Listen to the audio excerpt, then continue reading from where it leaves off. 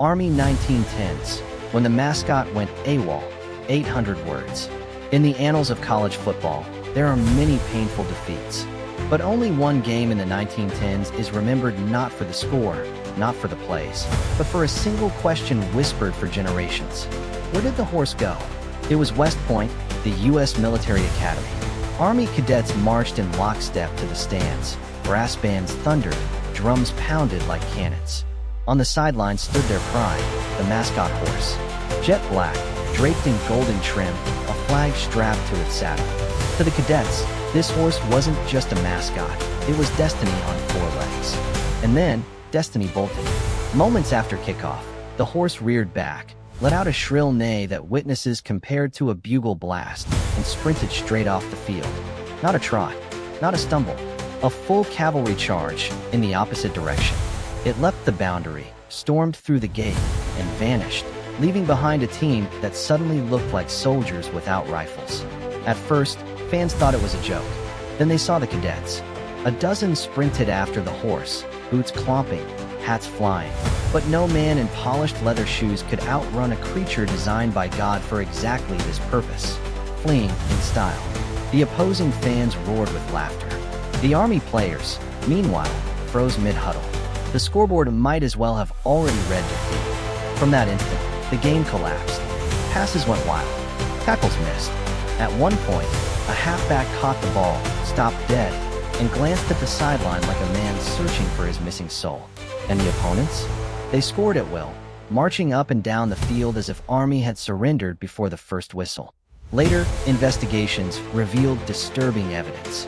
Several witnesses swore they had seen a mare, yes, a female horse, led discreetly past the grandstand right before the incident. Army's proud stallion caught her scent and chose love over loyalty. If true, this wasn't a random accident. It was psychological warfare at its finest.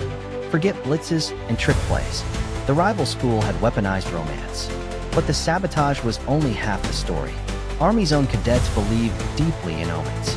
In their culture, the mascot was more than entertainment. It was a guardian. When it fled, so did their fate. To them, the horse's escape wasn't biology, it was prophecy. From that moment, the players saw not a game, but a curse. So which is it? A clever enemy plot or a divine omen of doom? The answer doesn't matter. The outcome was the same. Army lost, humiliated, not by men, but by hooves. The press had a field day. Headlines mocked. Army loses horse, loses game. One satirist went further. If horses were enlisted soldiers, this would be the most disgraceful desertion in U.S. military history. And the rumors only grew stranger. Some claimed the horse galloped into town and caused chaos at the market, scattering apples and grandmothers alike.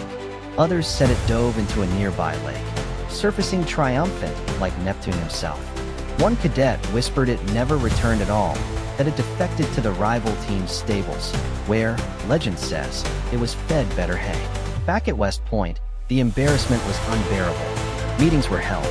Should they keep a horse as mascot, or replace it with something less mobile? Suggestions included an eagle, a cannon, even a rock. At least a rock, one cadet quipped, won't abandon us at kickoff. But history had already been written. The game was lost. The legacy was sealed. Army had been defeated by its own symbol, undone by a four-legged deserter who chose personal freedom over collective honor. Imagine if Twitter had existed in 1910. Army's MVP? The runaway horse. Hashtag horse gone. Opponents didn't need touchdowns. They needed tinder for horses. Hashtag psychological warfare. Cadets trained for war, but not for heartbreak. Hashtag mascot fail. And so, in the grand catalog of absurd sports disasters, the 1910s Army Runaway Horse Game stands alone. Not because the opponent was stronger, not because Army was weak, but because their fate rested on a creature with a mind of its own. In the end, the lesson is cruelly simple.